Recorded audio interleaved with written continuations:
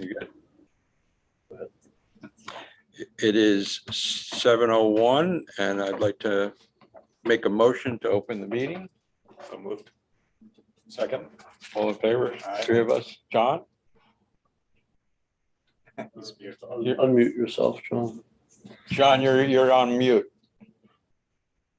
But we could read your lips. So. There we go. Good. All right. The notice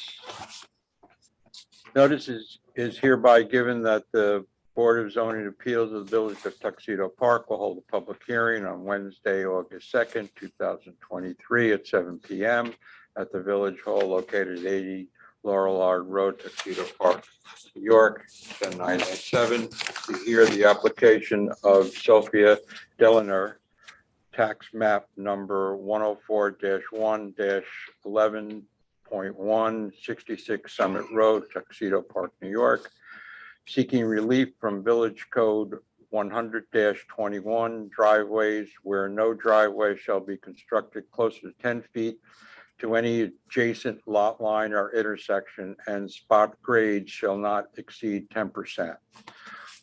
There's also a note showing the copy of the village code, but at this point in time, I don't think it's necessary to read that. And do we have proof of mailings? Yes, we have proof that 11 mailings were sent that corresponded with the map that was provided to them. 6 of the 11 were signed for. Who is going to present for the applicant? Okay. Good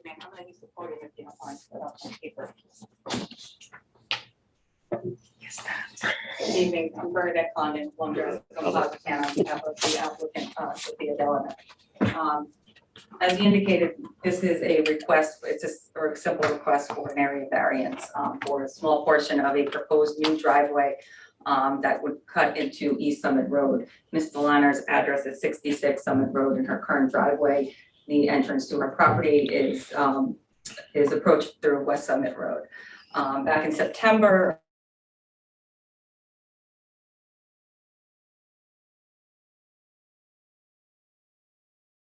for that cut into East Summit Road at that time, subject obviously to the board, the planning board, the Board of Zoning Appeals, and BAR were the specifics with respect to the proposed new driveway.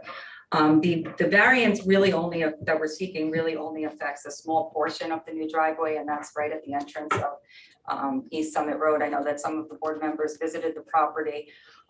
As it exists, there is an asphalt paved area at the entrance to Ms. Delana's property from East Summit Road. That would not change. The only issue is that on one side of the driveway, there's 25 feet across at the entrance. Entrance from the road, each 17 feet to distribute between the two neighboring properties. The neighbor to the right, if you're facing Ms. Delana's property, there would be the requisite 10 feet. There is a small portion on the left which would only provide for 7 feet from the property line. And it would be deficit of 3 feet, and that's for a small portion. It only goes up a few feet. I don't have the exact number, but it's not on the plan, but our engineer is on the Zoom and perhaps could give you the exact length that this non-compliant area would exist. Obviously a setback is in place for various reasons. Mostly you don't want to encroach on your neighbor's property. Most of the time it's for building height and things like that. So you're not, you're not blocking views. You're not encroaching on privacy, things like that. This is a flat area. There's nothing being built. There is an old road. I won't say existing because it hasn't been in use for some time, but there is a road that was there at one point. Those are the lines along which this new proposed driveway will follow. There's going to be minimal disturbance to the terrain. There'll be no blasting. I know there's been a lot of opposition filed with respect to this request. The bulk of it I don't think is relevant for this board's consideration. A lot of it has to deal with the the materials to be used, et cetera. And I think that's respectfully a decision for the bar, if we get past the variance issue tonight. But that's the first order of business. So, I'm happy to speak to some of the opposition that was filed, but I think the bottom line is there's going to be no detriment to the surrounding properties. There's going to be no impediment to the neighbors in terms of their view, their privacy. The asphalt already exists there. It would just be the same road would be followed, it would be repaved. And so, I think the driveway as it exists is a big problem. It's in a complete state of disarray. Ms. Delana relies on that, relies on deliveries to her property daily. And, there's times in the winter when the road is impassable because they cannot plow low enough to get the water out, and then it freezes over, and there's icy conditions on a narrow driveway that's twisting up to her property. It's unsafe. There's been concerns that the East Summit Road is too narrow for these delivery trucks. I've been there, I'm sure all of you have. East Summit Road is no more narrow than many of the other roads in the village, and delivery trucks are in and out of here every day. So that's not really a concern that should be considered, because it's no less or no more narrow than the West Summit Road, and deliveries have been getting to Ms. Eleanor for the last 4 years since she's lived there without incident. So again, the finite issue really for this board's consideration, as I see it, is this small section of the driveway at the entrance of East Summit Road that would be 7 feet as opposed to 10 feet from the neighboring property. The remainder of the driveway is on Ms. Delana's property, so there's no issue with respect to setbacks. Is the grading also going to require a variance, or is the grading No. going to be in code? Pursuant to the plans, the grading is at 10%. I don't know. I would kind of tend to disagree with that, quite frankly. All right. I'm not sure how you're getting 10% when you're going, when those grades are there. There's no delineation on this drawing that shows what your 10% spots are.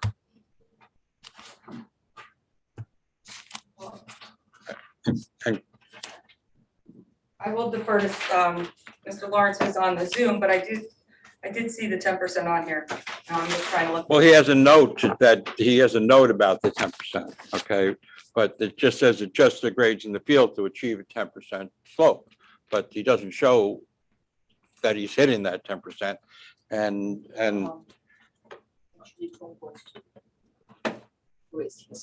Okay.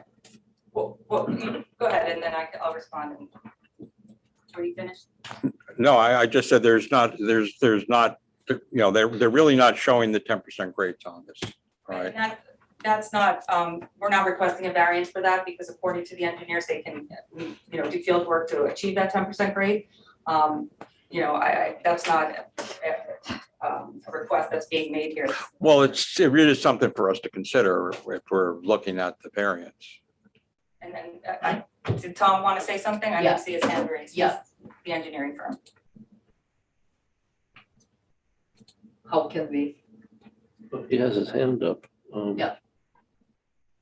Yeah. There it is.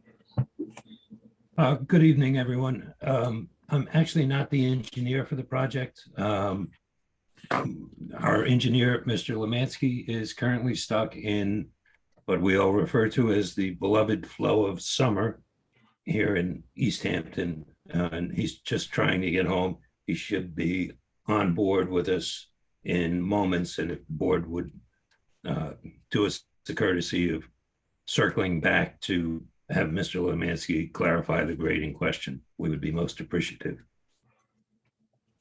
I guess we could. You can do that. Right. You can do, what is Mr. Tom's position? I'm not sure. He's with the, I believe he's with the engineering company with So he's with- Southampton Engineering Service. Correct? Tom?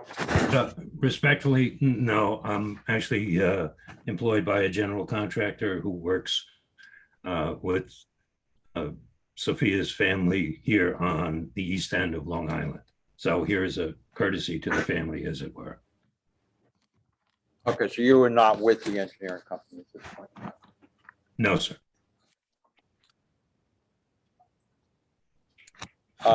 Okay.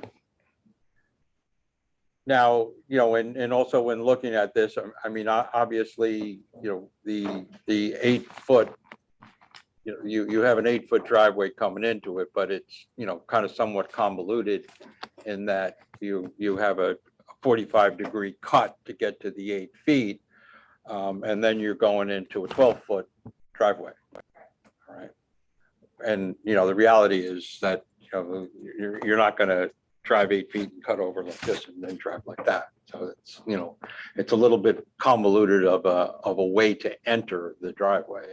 So in reality, you're really looking for more of a variance from a typical use of the driveway.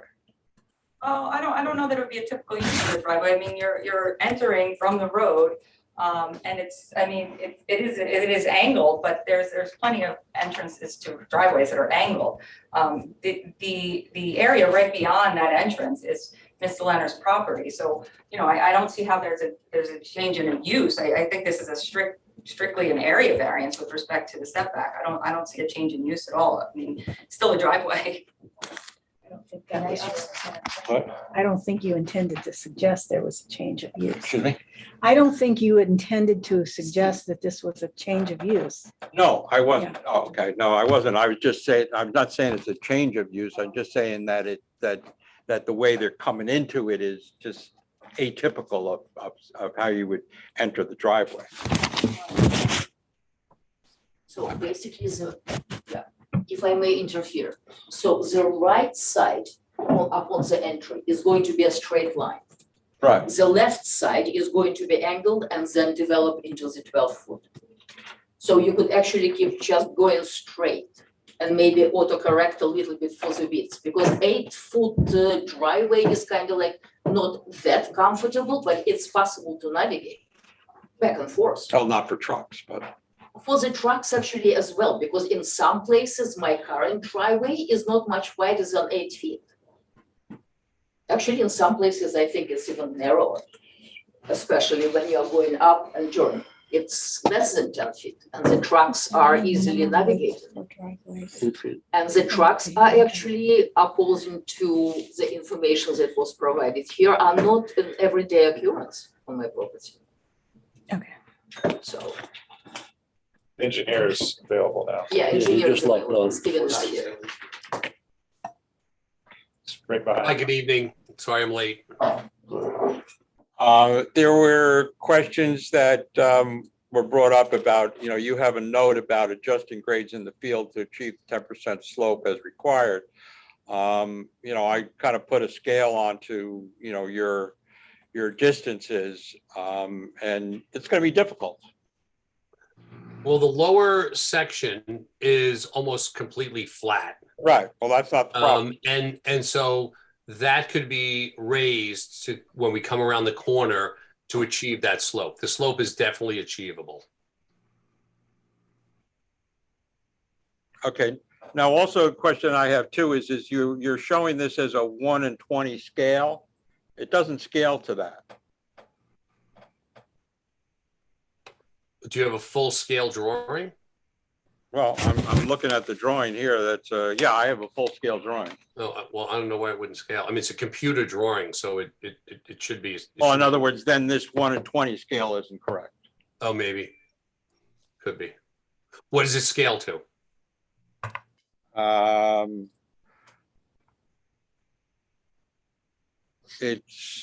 It's an off scale. It doesn't, it's just not, when you're showing your 10 feet, it's showing 8 feet. When you're showing your 8 feet, you're showing 6 feet. It could be, I mean, you have all of it electronically, so you have it to scale electronically. I just, it's the drawing that was presented, and that's, it's the full scale of the drawing that was presented.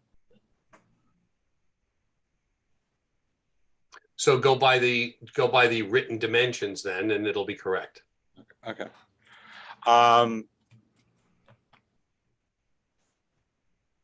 Okay, like I said, you're not showing the 10%. You're just saying you can achieve it. at this point?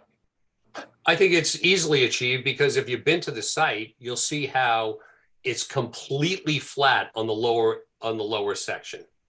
So if we can achieve, what you're looking at is the upper section, you're saying it's too steep Right. to be achieved. We still have to cut out that one portion of rock on the turn. So once we do that, we can start at the top, keep that slope. And if we have to raise the grade as it comes to the other road, we can do that. It seems to me that this entire board is coming from the position of you don't want this to happen.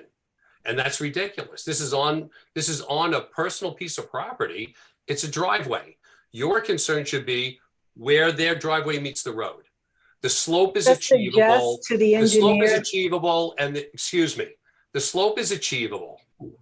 End of story. I mean, this is like, I've been to 1,000 boards. I've sat on boards. You're supposed to be helping someone attain something, not coming back and coming up with an argument every the time. board this- knows what it's. Yeah, I think you need to hold back a second, all right? Before you make Well, it's frustrating. accusations. Well, this is- why don't you say your frustration for yourself and not before this whole board? Well, fine. If I So may, no decision has been made yet. I'm That's telling why- Yeah, I'm telling you now that the slope is achievable. We heard you. But then after you heard me, it came up again a second time. So either you heard me or you didn't hear me, but the slope is achievable. So I'd like to put that to bed. Can we put that to bed? The board will make a decision based on its analysis, regardless of what the engineer is saying. There are not spot locations for slope shown on the map. So the mere statement that we can achieve it is not necessarily sufficient for this board. Now, is that a problem? It's a problem for the applicant, because if it cannot be achieved, they'll be back if they get this variance. If they cannot achieve the 10%, then they'll be back for yet another variance. So in terms of, first, the board is well within its rights to ask any question that it wishes of the applicant, of the applicant's engineer, of anyone who appears before this board. So as you well know, you can ask these questions and you shouldn't be chided for doing so. I would also remind the applicant that this is the first appearance before the BZA. So I wouldn't say that it's fair to say that either you're trying to delay it or you're obviously against it. I'd like to put that to bed, that this board is objective and will make its decisions based on the factors that it must decide upon and not by anything else.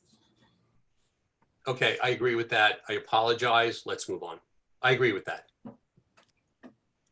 Thank you. And to that, I will say, to answer the chairman's question, the position is that the 10% grade is achievable in the field. With respect to, the focus of this evening's request, that's remains just the deviance from the 10% setback. And if there's questions with respect to that, we're happy to answer them. Should we open the? Well, I have a question. Can you hear me okay? Yes. Okay. I want to please have an explanation about the inadequacy of the current driveway. Well, the current driveway is shared by. I'm sorry, you broke. I'm sorry, I apologize. Would you start over again, please? You broke up there for a second. Sure. The current driveway is shared by 3 homeowners, including Ms. Delliner and 2 others. The entrance from West Summit Road is shared by the 2 other homeowners, not Ms. Delliner. And when as you go up that driveway, then Ms. Delliner takes ownership with another homeowner, and it goes around up to her property. The entirety of that driveway is in complete disrepair with steep potholes. Routinely, there are branches and trees that are not on Ms. Deliner's property that are encroaching on the driveway so that it is impassable at times and in certain areas. Again, there's plenty of potholes. It's difficult to plow. As I said earlier, you cannot get all the way down to the base and remove all of the waters because of the the material, it's a gravel driveway, so that it freezes over. And it is a twisty, turny driveway, and that, you know, Ms. Delanner has had damage to her car. She has had instances where she's had to walk down in the winter to meet delivery trucks for deliveries that she needs, some of which are pertinent medication for her health. So that because they weren't able to get up to the top of the driveway to her residence in the condition that it was in. Whose responsibility is it to maintain that driveway?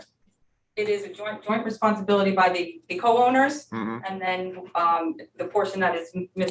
Delanner's, that's her responsibility. But the entirety of the driveway is in disrepair. And this is, I mean, this has been going on for more than a year. So wait, hold on a second. So if Ms. Delanner is responsible for maintaining part or part of all the driveway, why isn't it being maintained? I don't understand. Actually, it was. I've been trying to repair the driveway several times a year, Uh-huh. just covering up the whole, potholes, yes, thank you. Because my portion actually doesn't have huge stones. There is no gravel in there. There was probably originally gravel, but when I bought a house, there was no gravel anymore. And there is the base of the stones, and sometimes there are huge stones sticking out, which is impossible to plow. It's not my portion of the driveway that is covered in the stones. And whatever I'm filling in the potholes with, like in a couple of weeks, it's already gone. The entire driver requires not just like Band-Aids, it requires like the whole entire resurface. And that request to resurface has been made to the neighbors who co-own the driveway, and that's been rejected. And they were told that. But the request was to pave the whole Correct. driveway. I To mean, actually you have to understand that it's, you know, paving and driveways in Tuxedo Park is not something that, you know, I would say more than 50% of the driveways are gravel in Tuxedo Park.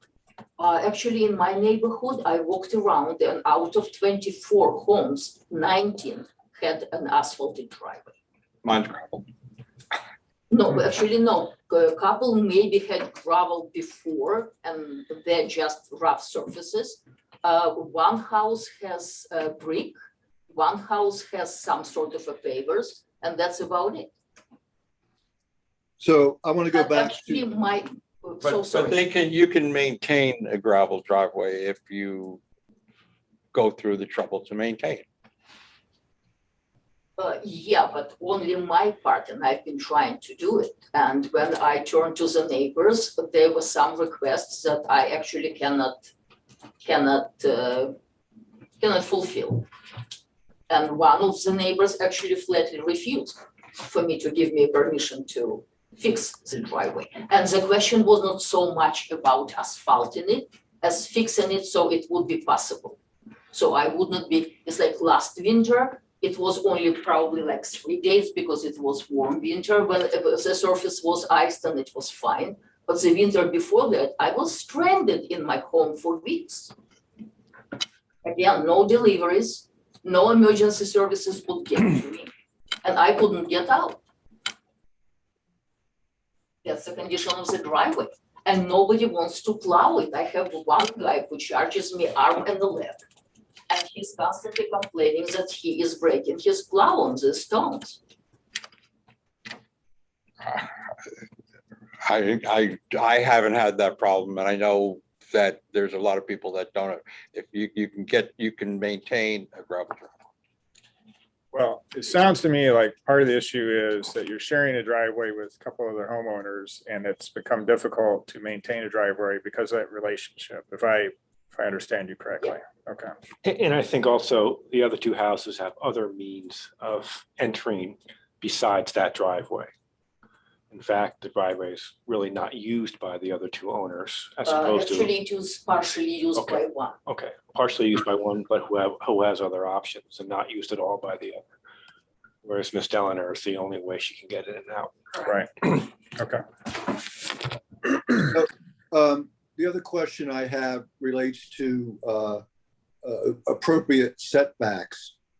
In some of the letters, they indicated that by doing the new driveway as currently planned, there are setback variances that would be needed as well. Is that correct? Yes, that's correct. And that's why we're here this evening for that.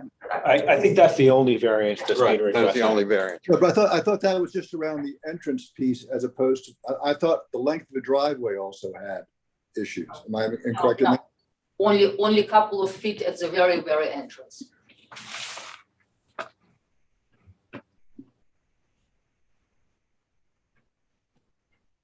I think at this point, I would like to make a motion to open the meeting to the public. Second. All in favor? Aye. Aye. Aye. Sure, if I may.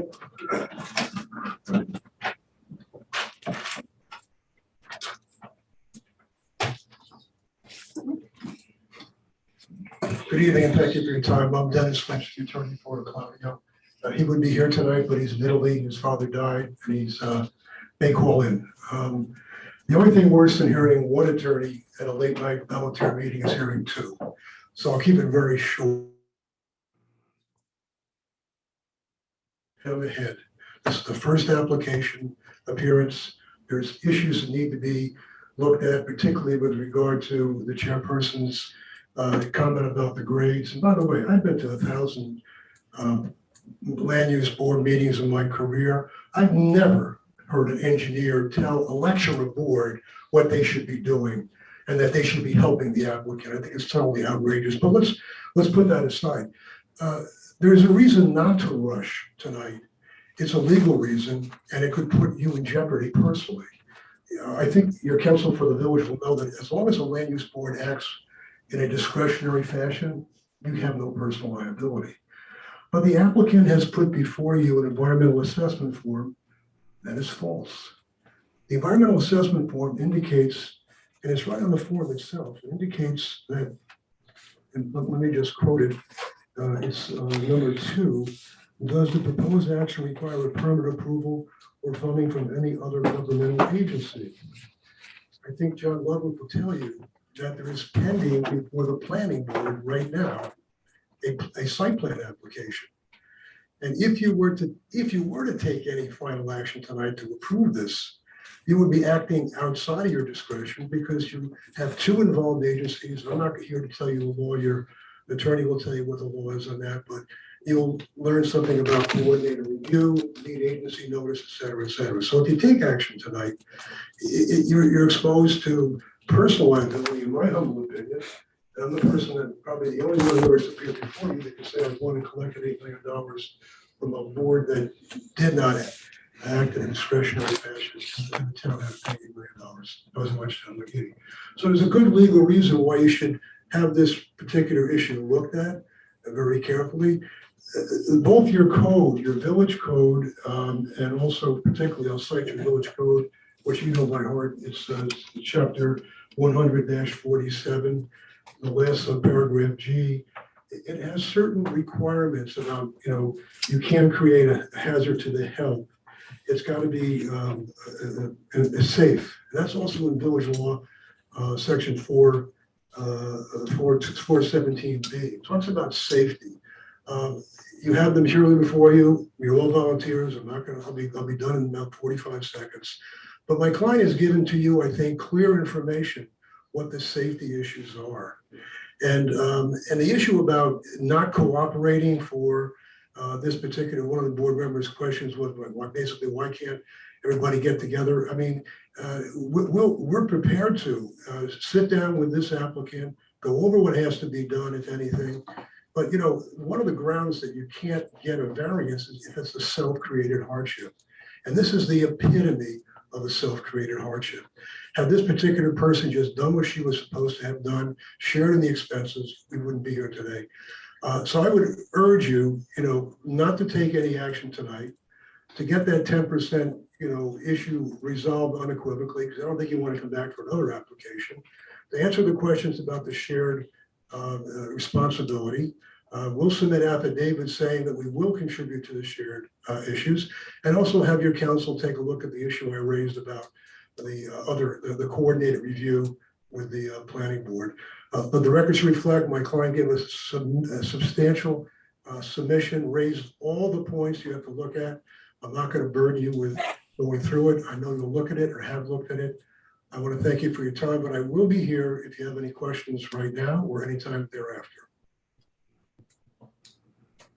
My understanding that this is, that the action of granting an area variance is a type 2 action under seeker. It may be, but that's not what the application says. No, I think you are correct about the EAF. However, I would note that there's no coordinated review under seeker, but that is incorrect on the Right, the EAF. application has to be fixed and fixed properly before you take any further action. Thank you, Council, for confirming that with me. If there's no questions, I'll sit down. I know you're volunteers and you have a long night ahead of you, perhaps. Thank you.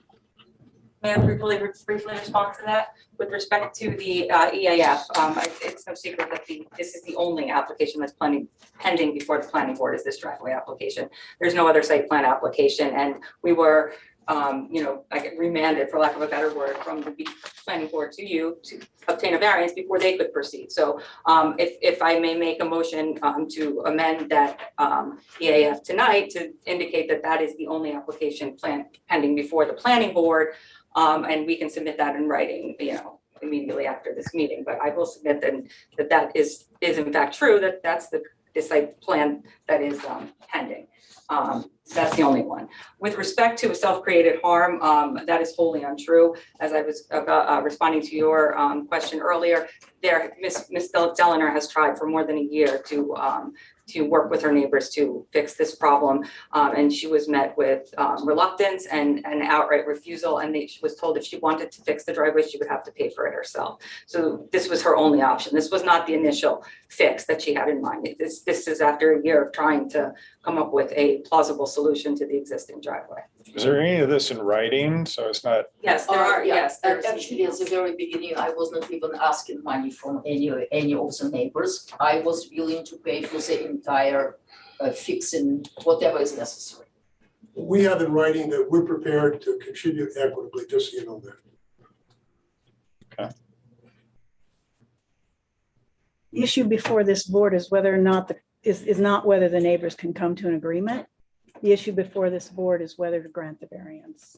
right, but part of considering that is if there's a hardship, right, or if it's self-created, right? If the neighbors are not cooperating, I'm not saying that they're not, but in maintaining a driveway, then is this really a self-created issue? I think at this point you have conflicting evidence. I would agree. On that. Yep. And I am not sure actually whether you would be able to sit in judgment of whether or not there's an agreement or a denial or anything like that. Unfortunately, it's not factual. So I said this, you Right. said that, Right. Okay. okay? I guess, excuse me, but I guess the issue is there is another viable option on the table. So, I mean, one of the things we have to consider is that, is there another way of accomplishing this? And that's what I'd like to explore more. I mean, because, when I was trying to find the location, I went to the driveway, I walked up the driveway, I couldn't find the address, and I walked up that shared driveway. It is certainly in need of repair, no question. But it is a viable driveway to the house. And that is something that we have to look at as a board, as one of the criteria. Unfortunately, I would have to disagree. I've been before the planning board. The applicant always interrupts. I mean, if you want her to interrupt, we'll interrupt too. It's up to I would the board. suggest that we all just be cordial. A few interruptions is not terrible as long as it's controlled by the chair. So obviously you both will have an opportunity to speak, and it would be better if there were no interruptions, as you say, Mr. Lynch, but it's a small board. It's a village. It's, Other than the condition of the existing driveways, or if the condition were good, would there be any other hardship in maintaining the existing driveway? Well, I don't know actually, because if there is a request to cover it up with tar and chip, that's actually very expensive to maintain. Of course, there is no absolutely, I would not be able to maintain the gravel because it's constantly being moved. It's impossible to plow. You have to replace. There are 10 million issues with it. And as regarding the gravel, as both as the tar and chip, unfortunately, I am extremely allergic to dust. And both surfaces are very, very dusty. And there is nothing you could do about that unless I go. It's like I am very eco-responsible person. And for me, asphalt is not the best thing in the world. But unfortunately for me, in my condition, that's the only solution. Well, you purchased the property already knowing it was a gravel driveway, right? It was sort of promised, and actually, when I was buying the property, I was misled by both real estate representative from my side and the other, and they told me that it's going to be no problem, that it's very cheap to fix, that the neighbors are not going to be in disagreement, and turned out to be that's not actually true. So. You also own half of the driveway on your own. Yes, sort of. So you could certainly maintain that part of the driveway the way you want it to maintain that driveway, and that would be, the driveway would be in close proximity to your house. And as far as any dust or whatever in the initial part of the driveway, you really wouldn't be exposed to that. You'd be in a car. No, actually, when the cars are passing by, all the dust is coming into the house because the driveway is very near to the house. And the wind is usually blowing in the direction of the house, number one. Number two, as I already said, I tried to patch these potholes several times and I just gave up because the material is getting out. This by yourself. I went up there today. No, I did too. And if I may, with respect to maintaining the driveway, obviously there's a history here with the neighbors not being able to cooperate with each other. So even if there was some sort of promise that, they would maintain whatever new driveway is put in there, whether what the existing one is, whatever the material is, there's no guarantee that that would happen. And then, so you have to pass through their portion of the driveway to get to Ms. Delanner. So if she maintains hers, that doesn't matter because she still will have to deal with it's a significant portion of the beginning of the driveway too. That's not even owned by her, so. And actually that portion presents many more problems than my portion of the driveway. There's already a written covenant. I'm sorry, There's can I already a written continue? covenant that requires it to be shared, and that has to be updated, So contrary to the council statement, there is a written agreement already. But like, I cannot see it, but if I may continue, please. So it's actually the shared portion of the driveway that presents the most problems during the winter, during the snow plowing and icing over and stuff like that. It's not my portion of the driveway. Anyone else would like to speak? Chairman Lindsay, Conrad Ron, the neighbor to the property, raise his hand. Okay.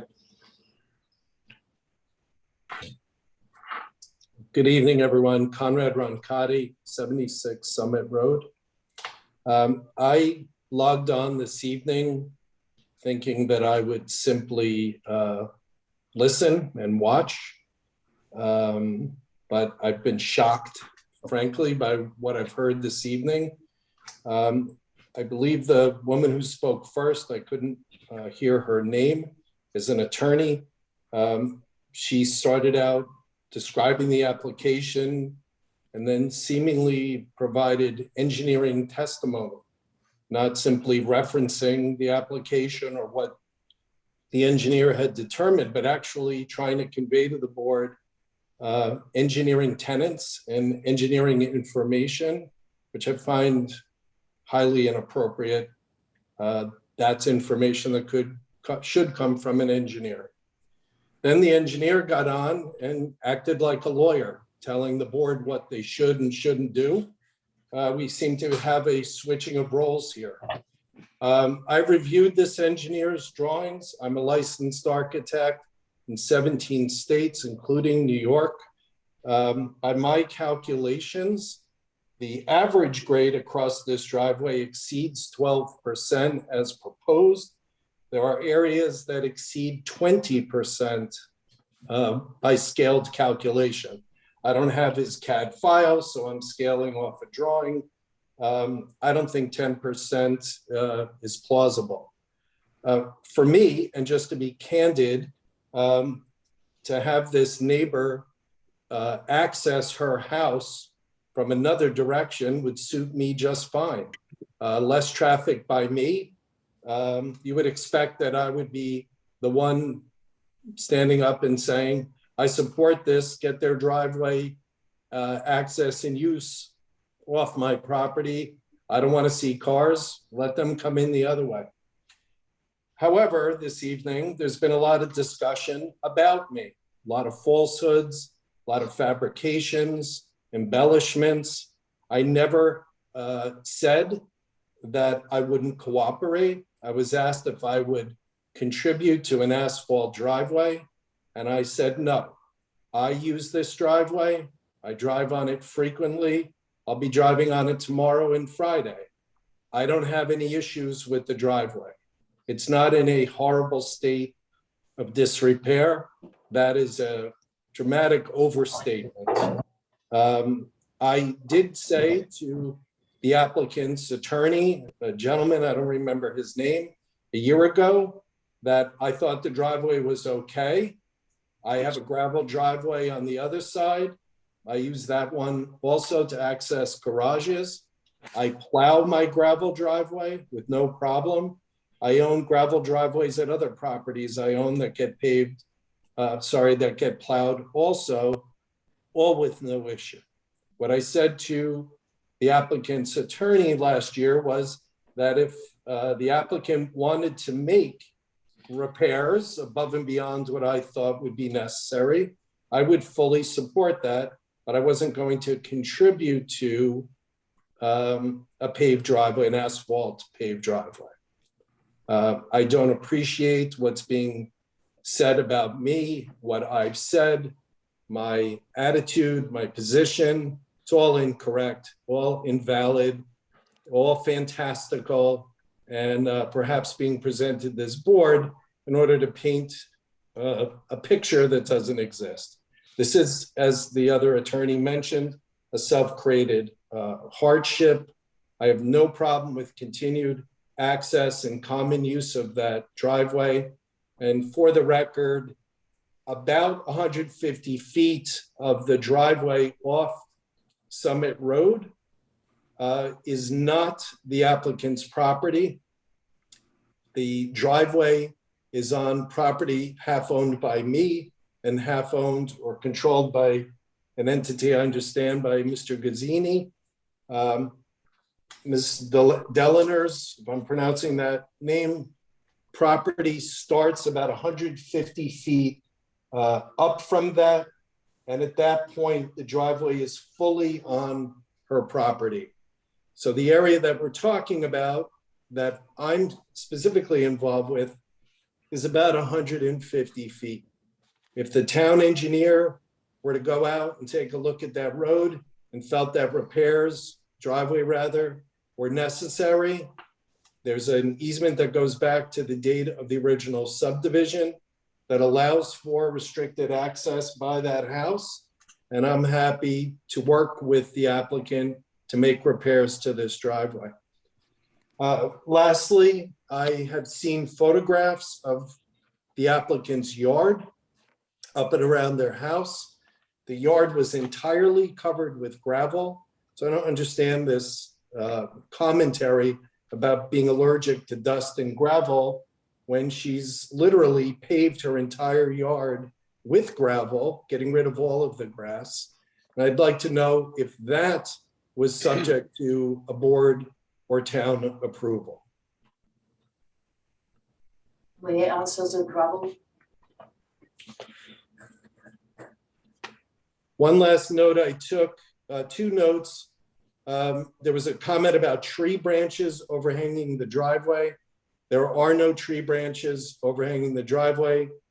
If there are, they're 40 feet in the air. There's no low hanging branches anywhere along the driveway. The attorney commented saying that the road was twisty.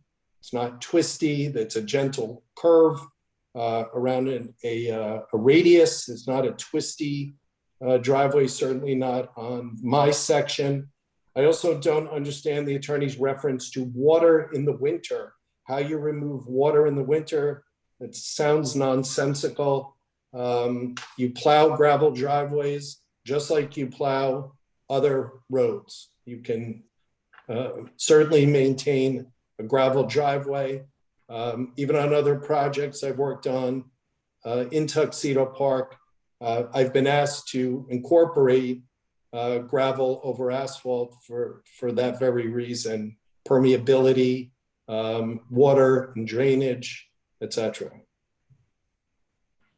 Thank you. Anyone else?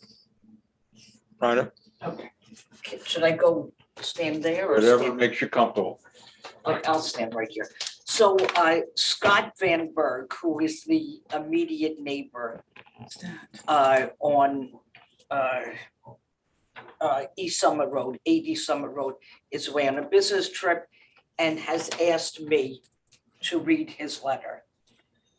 Members of the Board of Zoning Appeals, I am contacting you regarding the notice of public hearing I just received from Ms. Sophia Delanner's legal advisors barely 1 week prior to BZA meeting to discuss her application to construct a new driveway. I reside at 8 East Summit Road with my family.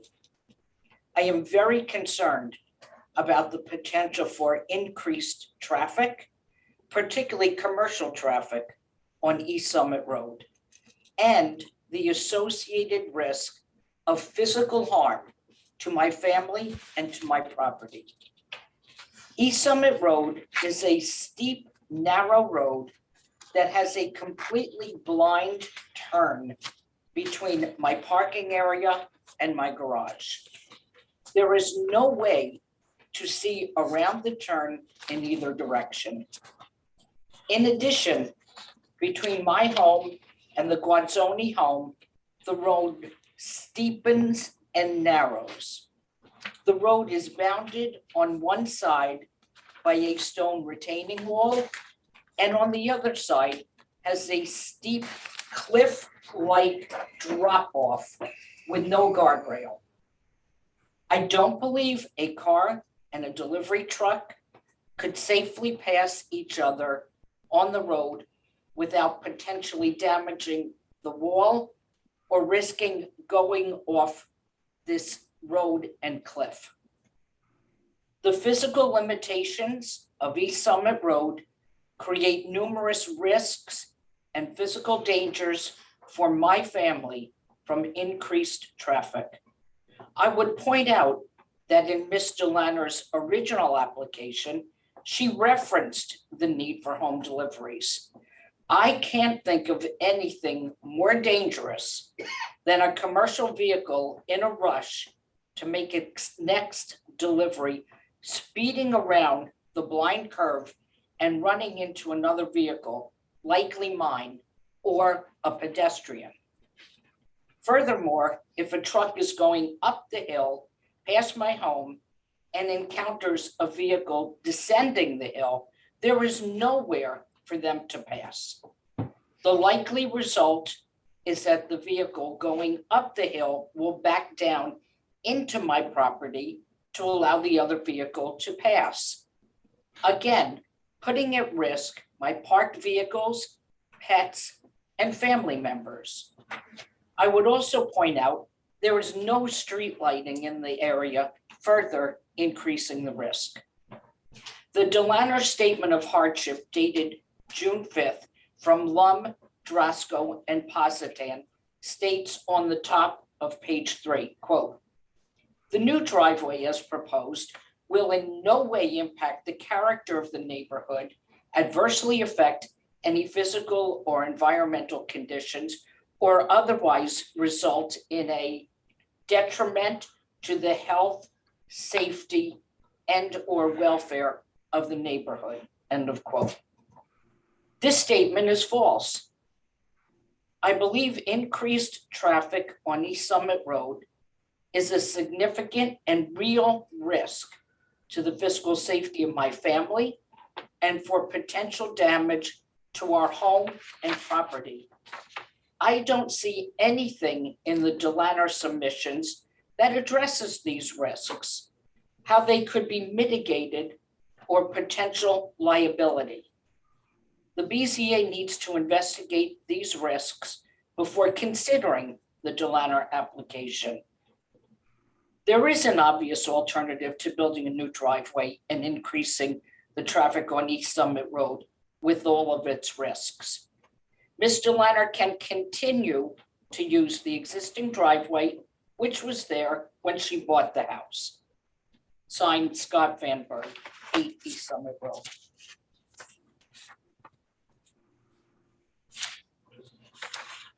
Hi, my name is Gavin Maxwell. I am at 86 Summit Road. I do have to run, so I'll make it brief. I echo Van Berg's sentiments related to safety. That's my principal objection. We have 2 young children nearby. I think that chicane around Van Berg is very, very dangerous. I think 2 passing cars represents a material danger. And I think that improving the present driveway is the best solution. Those are my comments. Thank you. Alderman, we got a question for you. No, just kidding. Yeah,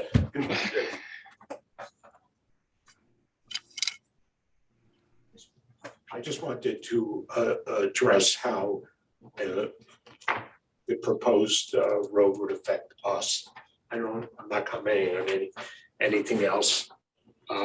Dear boards, I'll read what I wrote the other day, and I want to emphasize a couple of things that maybe are not really emphasized here.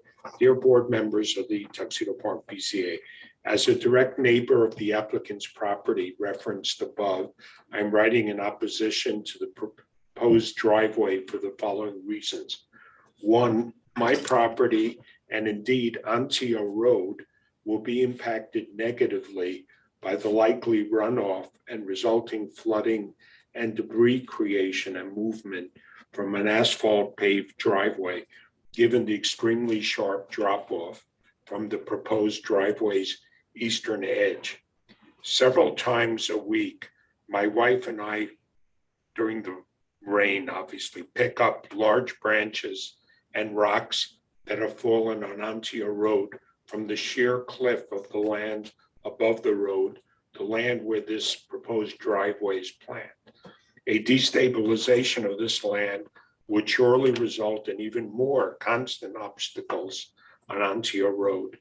3, we dispute the accuracy of the dimensions Ms. Delanner and her engineers have provided you.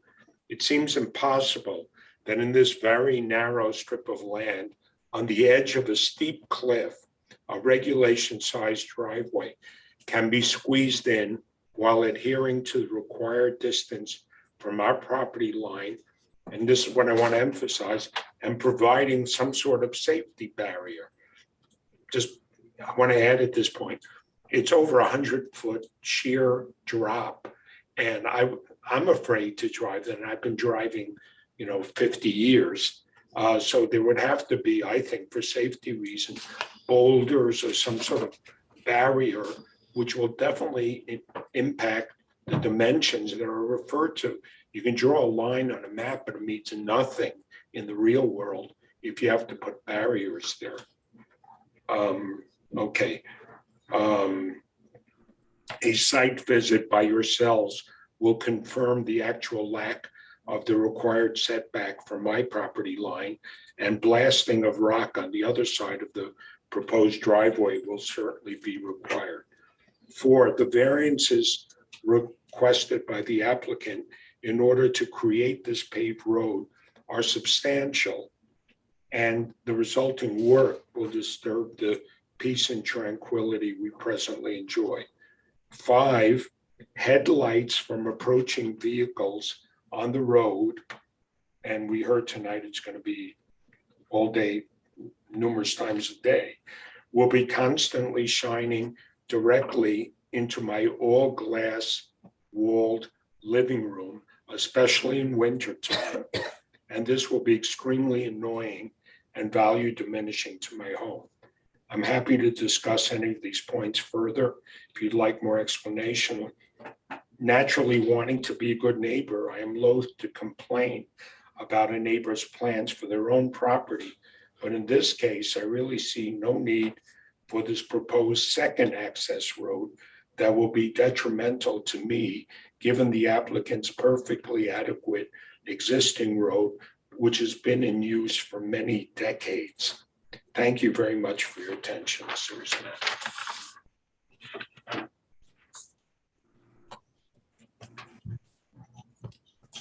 Anyone else? Claudio Guazzoni has raised his hand. Upper right-hand corner, right? Claudio? Or left. Yes, hello. I thank you for our audience here. And I'd like to read a few paragraphs of the letter I wrote to the board. I'm not going to read all of it, it's long, but a few of the paragraphs that I think. Keep to the facts. Yeah, don't, please, we would like the board to hear comments that relate to the application before it and not personal comments. He's making comments about how it impacts him. That's not the. Yes, I understand that, but I read the letter and I think that some of it is appropriate for public hearing and specific to the application, and other comments, perhaps not. I would just you're his attorney, so I'll let you caution. I believe what the board wants is maybe the highlight of the factual impacts. I think a lot of people have already spoken to that tonight. And I think right now, if I'm not mistaken, it's probably about 2 o'clock in the morning where you're at, correct? That's right, yes. So members of the board, maybe I asked this and Claudio wants to be heard. If you've looked at the letter or will look at it, I would be satisfied with that. Again, if you want Claudio to highlight it, certainly. He could highlight it, that's fine. Please highlight, Claudio. Thank you. Thank you for your indulgence. First of all, I'd like to call her statement of hardship and ask the board to completely disregard the statement of hardship in its entirety for being a series of fabrications made from whole cloth, meant only to deceive the BZA and the PB into granting Deleanor her wishes. In fact, Lum, Drasko, and Pazatin, Delanor's lawyers, and Bernadette Cordon in particular should be sanctioned for obviously not ever visiting the site before repeating, embellishing, and facilitating Delanor's misrepresentations. Deleanor already has a driveway. No, It is plainly stated at the bottom of page 3 of the recorded deed that Deleanor submitted with this application, together with and subject to a common driveway and from West Summit Road. There are 5 issues that the BZA looks at in consideration. The first one is will an undesirable change be produced in the neighborhood's character or a detriment to the nearby properties? Yes, yes, and yes. East Summit Road is a very narrow, very dangerous one-lane road. It cannot accommodate 5 to 6 internet shopping deliveries per day. The chances for a head-on collision between a delivery truck rushing to its next customer and one of its current neighbors is quite high. There's no room for error, as the 100-foot drop from East Summit Road is very sheer and very quick. I included photographs. Presently, neighbors walk their dogs, go on health walks, and children play and ride their bikes on East Summit Road. If this variance were granted, the only safe option would be for the village to actually widen East Summit Road into a 2-lane street. Furthermore, the applicant's proposed driveway would be at a 90-degree angle to our very steep driveway, hidden behind a very large retaining wall with no visibility of approaching cars, difficult to slow a car in ice wintry conditions, and it would be a danger for all parties. Number two, can the benefits sought by the applicant be achieved by other feasible methods for the applicant to pursue? Yes, the applicant can fix and pave her portion of the driveway. Mr. Ledwith visited the driveway and he said the worst portions of the driveway are the ones that Delaner owns 100%. The co-owners can and will decide to aid gravel or tar and chip the entirety of the driveway. Also, this would be by far, in a way, the most economical solution for the applicant. Number three, is the requested area variance substantial? Yes, it will be substantial because it's for the entire length of the driveway that border both Watsoni and the Pump residence. Blasting or chipping of a cliff will be necessary to clear a 28-foot swath for the 100 or so feet for the initial part of the driveway. Number four, will the proposed variance have an adverse impact on the physical environmental conditions in the neighborhood? Again, yes, yes, and yes. Rushing delivery trucks will have to back up 300 feet into neighbors' properties, possibly damaging neighbors' vehicles and injuring the children and pets. Headlights at night, especially in the wintertime, would trespass into the living rooms and dining areas of the Pump residents, providing a constant nuisance. Moreover, a shiny tar and macadam impermeable surface that Denali wants would have a large water runoff during severe downpours, like the one we've seen recently, overrunning the trivial and inadequate mitigation systems proposed by the applicant. Such water runoffs during severe weather will cause stones and rocks to loosen and jettison off the sheer cliffs, causing damages to the house and roads below. Such damage has already been a problem recently, and that happened without the introduction of additional impermeable surfaces to the top of Summit Hill. Number five, is the alleged difficulty self-created? Well, utterly and completely. Sophia Delaner already has a driveway. It works well. It's covered in gravel, flat and graded. There are no hills to climb. However, she has not and does not maintain her driveway adequately, and thus has created for herself this alleged hardship. She has freely chosen to disregard maintenance to her existing driveway.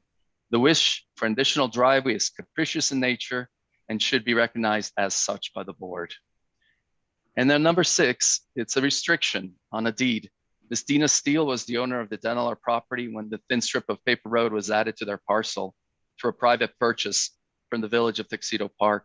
She mentioned a restriction on an old deed that precludes and prevent the old paper road from ever becoming again a road or a driveway. Furthermore, a right-of-way for all village residents was included in the sale of the paper road from the village to the Stebbins. Former owner Houston Stebbins bought this strip of land from the village with an understanding that it will be open for residents to walk on and it would not be improved and kept forever as a green path. For the foregoing reasons, it is urged that Ms. Delaner's application for variance from Village Code 100.21 be denied in full. I thank you very much for your audience. So I did read that about the deed restriction. Has that been verified? John? We have documents that either Claudio has submitted or we can submit tomorrow. Well, let the building inspector answer. I did not research that. I don't know. Deed restrictions are generally enforced through private action.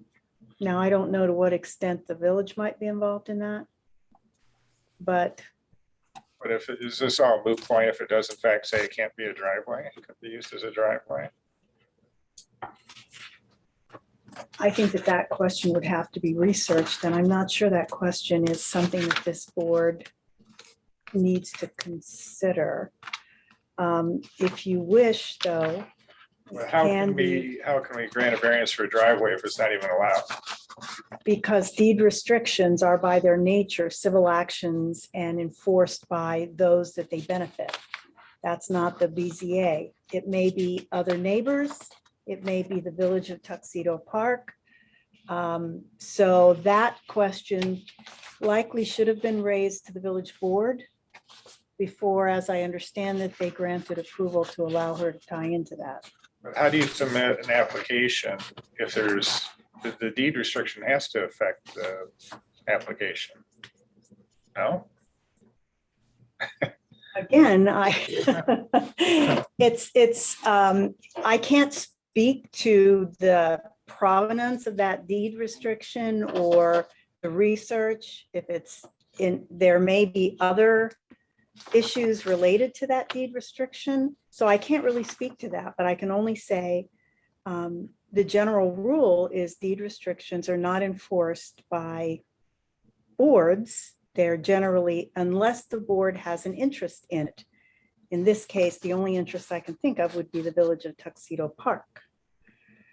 So either neighbors can enforce a deed restriction, or if the Village of Tuxedo Park, if it benefits them, then they can restrict it. Well, if the deed restriction was, it was to be maintained as a right, a hiking trail right of way, how would that affect it? And should the village have looked at that before granting a tie-in? I would think so. I would think that the village should have looked at that, or arguably, and I'm not going to speak for the village attorney, but arguably that was a violation of the deed restriction by the village if the village in fact has any interest in that. So who put the deed restriction on in the first place? Who did it benefit? Who's responsible for enforcing it? A lot of times those are clearly stated in the deed or in some covenants. But without really researching it, I can't really speak to that.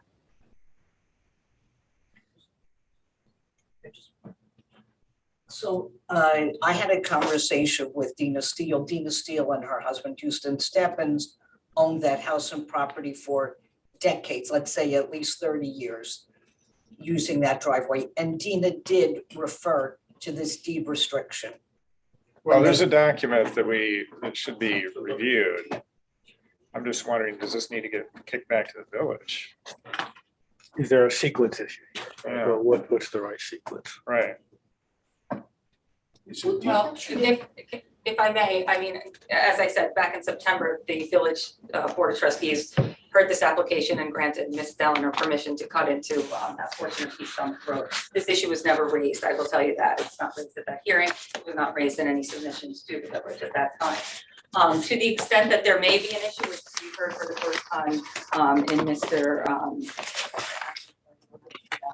Was he on? Last name.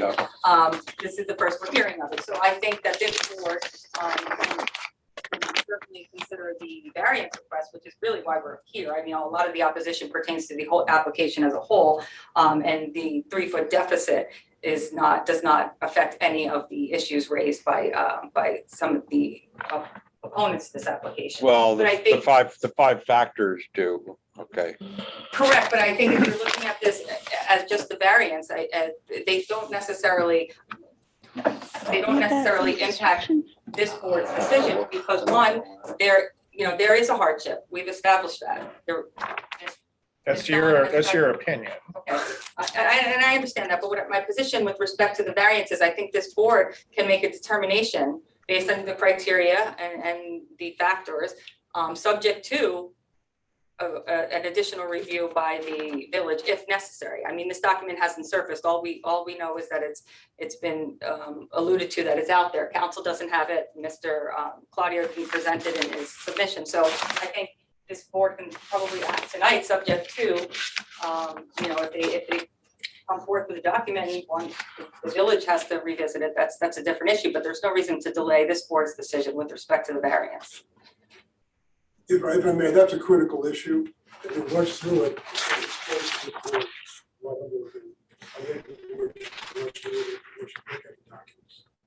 it's the first time it's on. Many questions have been raised. They should be looked at thoroughly. And I would ask the board not to make a decision until it's looked at.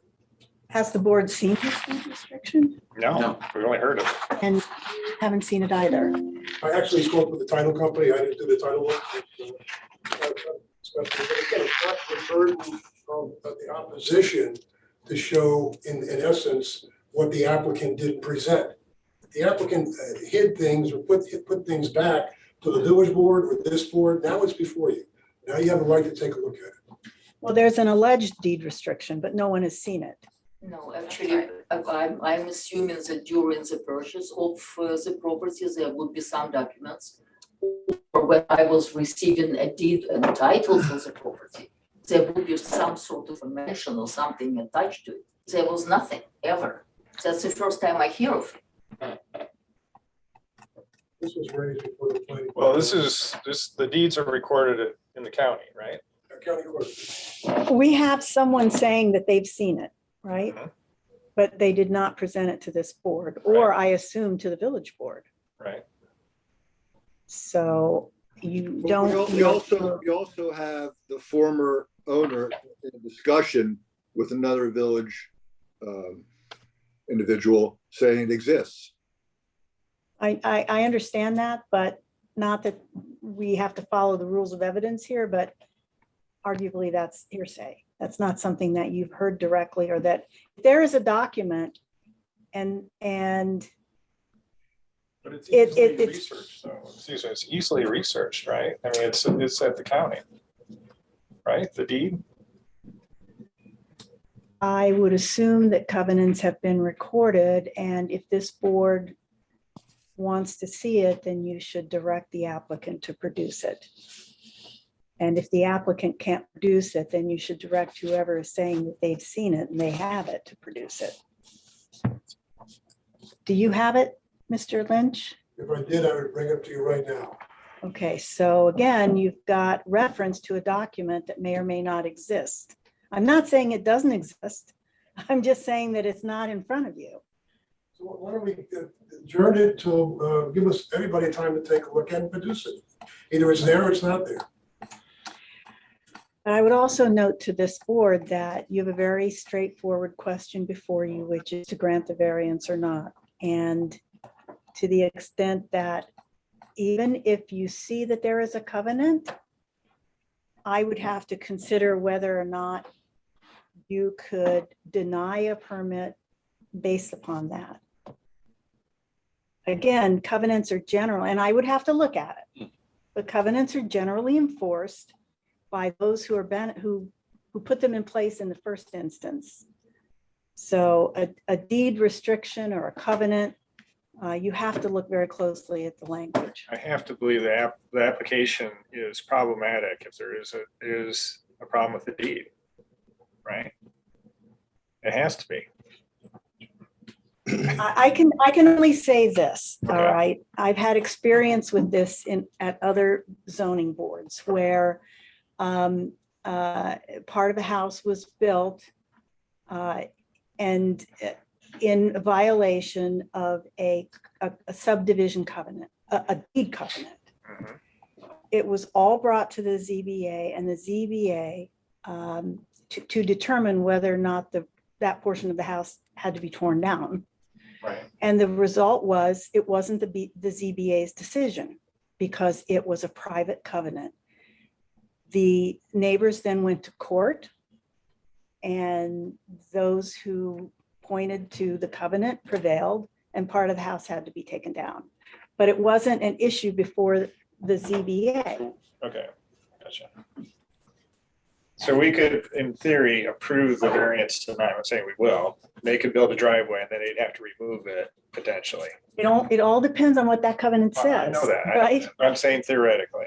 Theoretically, you could, if you granted the variance and then the grade wasn't correct and they had to come back, or if there was a covenant and they were taken to court, let's say by a party with interest in the covenant, that would then be settled as a civil matter. As a neighbor, excuse me, may I ask a question, please? As a neighbor, do I have the right to complain about the misuse of the deed?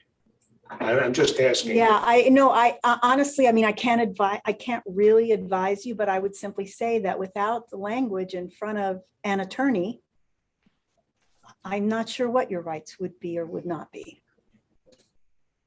I would just like it, right now, the conversation has gone off in this direction of the question of the deed. But all of these other issues, to me, are much more important, paramount importance. You have all 5 direct neighbors vehemently opposed to this new driveway construction. We're talking about safety issues, property issues, a sheer cliff going on Summit Road down to Ontio Road. Doesn't all of that supersede and weigh much more than this deed issue, which has surfaced Well, then now? we have to consider all factors involved here, and obviously safety is one of the factors, and impact on the neighborhood is another factor, and there's, you know, the 5 factors that we need to go through before we get to the point where we vote. All right, so it all does come into play. My point is if this deed, this covenant is on this deed that restricts this, then this is all moot anyhow. But our attorney is saying now that we need to just consider what's before us. If I may, to that point, this is not the end of the proverbial road on this application. This is, this is actually the very beginning step. We need the variance to even move forward. So if the variance is granted, then we're before the planning board. And if this is a real issue, this deed can be raised then. And then if someone has an interest in it, they can take action. This isn't, it's not as if, like you indicated, if you grant the variance, the driveway is going to be built tomorrow. We're at the very beginning. This isn't, there's the planning board, there's the bar, and that issue, if it's a legitimate issue, it'd certainly be raised there. But I would reiterate that the Board of Trustees had granted permission, and we're here on the very finite issue of a 3-foot deficit in the setback variance at the very beginning of this driveway, nothing more. And the Board of Trustees granted subject to your approval, and the danger and the safety issue is really the big issue. This resident is right. We don't want to get sidetracked in a deed issue, but it's a safety issue, which is very much the concern. No, Mr. Chair, I've had my hand up for 10 It's part of our minutes. concern, all right? It's not just the 3 feet. Is, we need to consider what that, granting that it's gonna bring down, bring a driveway in, okay? So yes, it is to be considered. It's not necessarily just the planning board's position to review the safety. It's our position also, because it is part of the 5 factors that we I think with respect to the safety issues concerning the narrow road and the cars passing, as I indicated in the beginning of the evening, the entrance at this point is no less wide than the East Summit Road. So the trucks have been delivering to Ms. Deliner's property through that entrance for the last 4 years without incident. And I think, correct me if I'm wrong, but there's more houses on the Summit Road than there are on East Summit, so there's less traffic. And actually, some parts of the West Summit Road are narrower than the East Summit Road. Go for the record, the attorney's becoming a backman engineer, so. I just want to say that the driveway that has been in use, getting all these deliveries by truck for these years, is an inland driveway. It is not on the precipice of a sheer cliff. Just Mr. Chairman, may I ask a and from a question? practical point of view, if you're driving on a flat, open road like regular Summit Road, you just drive in your lane, everything is wonderful. You go on a road that has 100-foot drop. And I've driven, Positano, Italy, and Big Sur. You don't drive like on a normal road. You move over a bit. Then there's a truck coming, it's the end. It's different driving conditions. Chairman Conrad Roncanti. Okay. Who we have? Thank you, Mr. Conrad Chairman. I've had my Okay. hand up for 10 minutes, but I certainly respect the fact that I'm not present. And I, tried to let people who are there and made the effort to be there or could be there to speak first. I just have a couple of questions. First and foremost, who prepared the survey that forms the basis of this site plan? There's no reference to who prepared the survey. Actually, it should be right there. It's beyond going, I think, it should be there. I cannot understand that response at all. If perhaps I somebody mean, could. you know, obviously it was the engineer at Southampton Engineering Services, PC. Well, he's on the phone. Can he confirm that he was the surveyor for the property? I can't hear when two people are speaking, please, okay? Conrad? Yes, sir. So who prepared the survey? Mr. Lemansky's on the phone. He used this survey as a basis of his drawing. Is it prepared by his surveying team or an outside? It was prepared by Ms. Stanlander's surveyor. Okay, there's absolutely no reference on your site plan as required by statute to who prepared the underlying site plan and the survey rather that you're relying on. So you're not sure whether or not this is actually represents accurate field conditions. No, we worked off of a certified survey. Okay, so I believe also the town requirements are to submit the actual survey to the town, to the board. And I don't see that as part of any of the application here. From what I understand, the attorney Condon submitted that. It was submitted. And it was submitted. And if there was a deed restriction, that deed restriction would be so noted on that survey. It's a proper, complete survey, which in this case is a boundary and topo survey.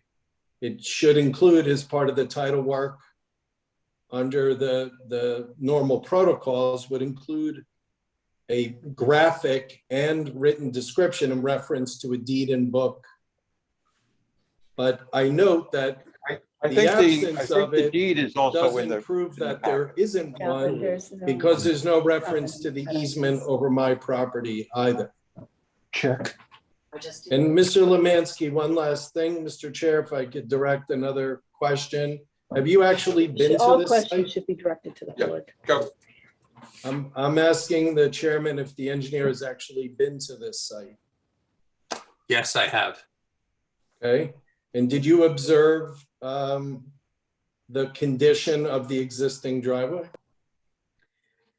Back and I forth. did. It's not- I mean, this is kind of going off the rails here. We need Thank to, you know, all right.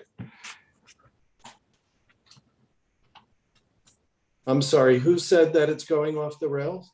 I did, as you know, I mean, we can't have conversations, you know, back and forth through you and the engineer, all right? If you ask us a Absolutely, specific sir. question. I respect that. I do hearings like this 2 to 3 times a week for the past 30 years. I respect the board and all the other professionals. I was just trying to get 2 questions answered. Who prepared the survey and whether this engineer actually visited the site? Those are my 2 questions. If they've been answered, then I will mute my. I guess if you go through me, did I think Conrad's question was, did you review the existing driveway at all when you did your site visit? Yeah, I was at the site. I was at the site during the drilling of the test holes. I walked the existing driveway, I photographed the existing driveway, and I walked where the proposed driveway is, and I photographed the proposed driveway. Okay, thank you.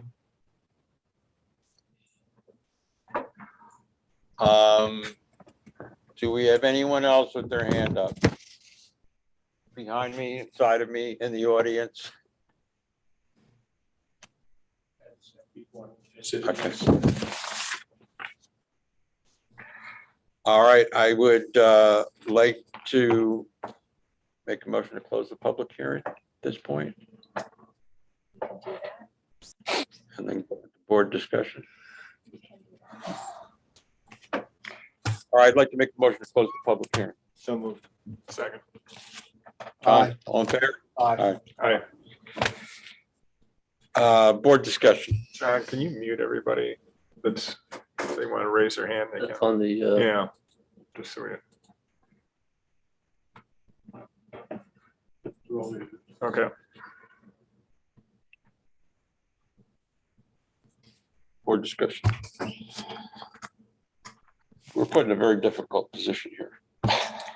Yeah, I mean, I think I would want to go through the 5 Yeah. factors as a way to guide that, because it is a difficult. All right. 5 factors. Okay, whether an undesirable change will be produced in the character of the neighborhood or the detriment to the nearby properties will be created by the granting of the area variance. Even though it is a small variance, obviously it brings an undesirable change to the neighborhood. Yeah, I mean, it's interesting because I think it diverts traffic away from West Summit Road onto East Summit Road. Right, in effect, that's the implication of the variance. So I assume we would consider that as part of that question. Is that fair to consider Yes, that? you can consider that in terms of the neighborhood as well as the safety issues. Yeah. And, having been on both today, they're both narrow.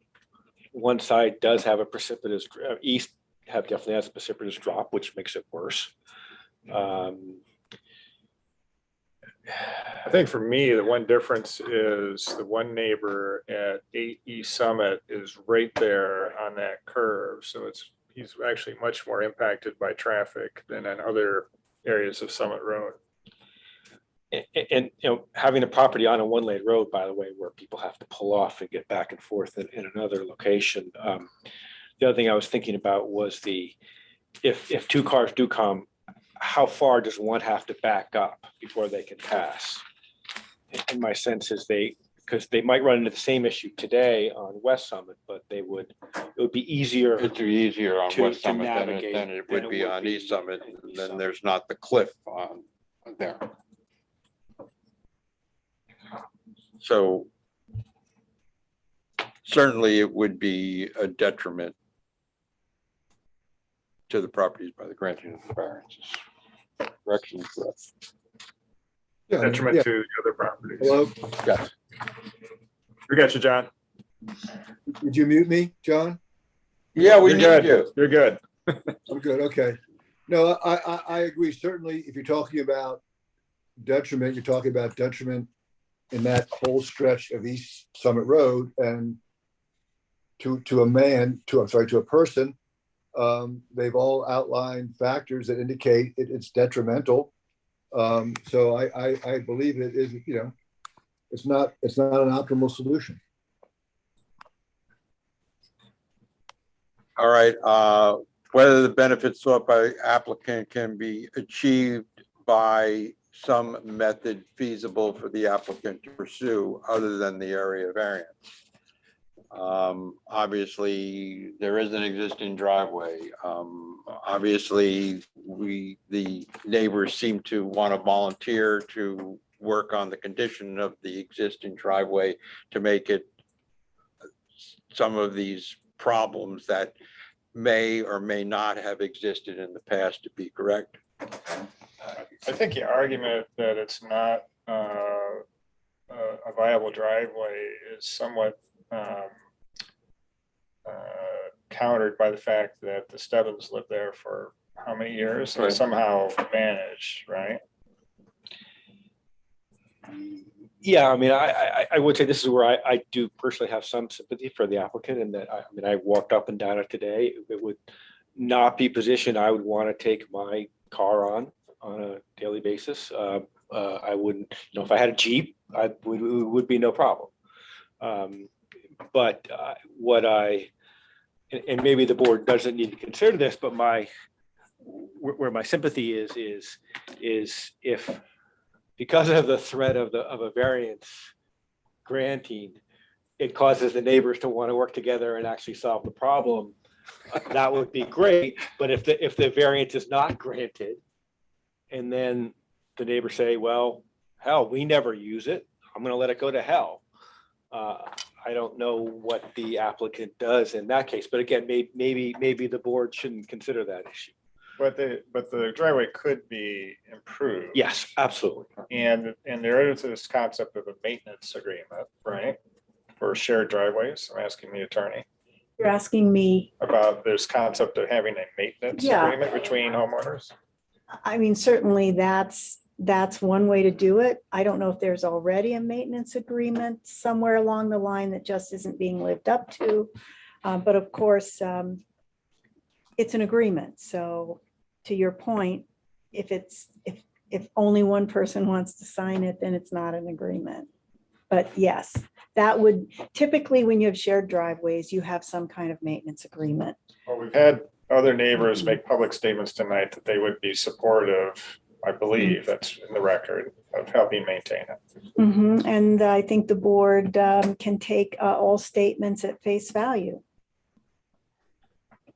I also walked the driveway by accident the other day, and it was clear to me that there's maintenance to be needed, but the upper end of the driveway is in much worse shape than the lower end of the driveway. And that hasn't been maintained in a while, because there are actually rocks protruding from the ground that made it difficult. And I agree with Campbell. I would not want to drive my car up there unless I had a Jeep with thick tires. But in my view, and I've seen, we all do this, it's lack of maintenance. So if indeed it is her property, that's one thing. If it's common property, that's another thing. But to me, the worst part of the driveway was the top end. And it's not When you're referring to top end, the entry or closer to the house? Closer to the applicant's property. Yeah. Although if I were the applicant, I would want this issue settled before I decided to pave that piece of it, right? Because you wouldn't want to pave that piece and not use it. Yeah, I agree with you, Campbell, but I mean, first of all, we're already talking about paving not really being something going to be difficult to get through the bar, and throwing some gravel in potholes, that wasn't done. Actually, I'm so sorry. It wasn't. Please, we're closed. Whether the requested area variance is substantial. Really is. It has a substantial impact. It has a substantial impact, but the 3 feet is not substantial, but it does have a substantial impact. Whether the proposed variance will have an adverse effect or impact on the physical or environmental conditions in the neighborhood or district. Obviously, as evidenced by clearly it does. Well, different opinions on that, but I think we could take the view from our site visits that it would have a significant impact. John?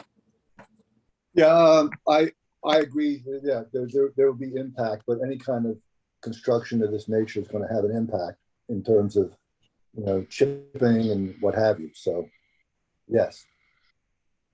Yeah, the actual, and whether the alleged difficulty was self-created, which considerations shall be relevant to the decision of the Board of Appeals, but shall not necessarily preclude the granting of the area variance.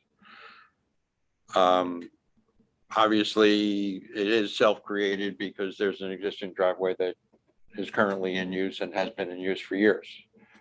So to want another driveway, you're being self-created. Yeah, although the applicant doesn't fully control the existing driveway.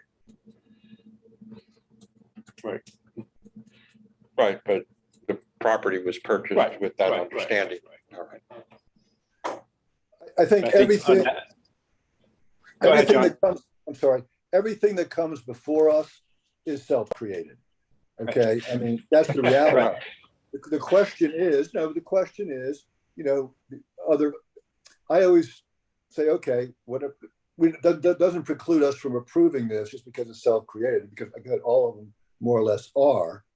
It's just that factor amongst all the other factors, I give that obviously a much lower weight.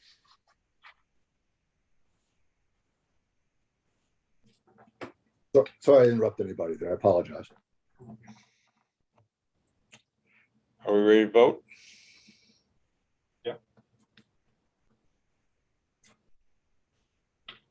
Yeah, I think I'd have to vote to decline this application based on the 5 factors. I would also, though, I would hope that the neighbors can work together and solve the applicant's core issue. I would also deny the variance, but I would hope the neighbors would get together and work out their maintenance issues. John? I concur. I would decline based on hopefully the ability for them to work through and fix the existing driveway. So you'll need a formal motion, second, and vote. Well, someone needs to make a formal motion to deny. Someone needs to second it Okay. and then vote. Okay. I would like to make a formal motion to deny. So moved. Second. All in favor? Aye. Aye.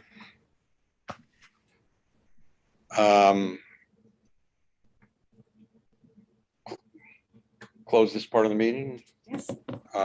We do have minutes to approve. I'd like to make a motion to approve the This is from minutes. a year ago minutes?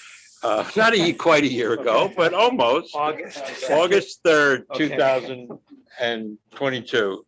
I'd like to make a motion to approve the minutes of August 3rd, 2022. So moved. Second. All in favor? Aye. Aye. I'd like to make a motion to close the meeting. Move. Second. Aye.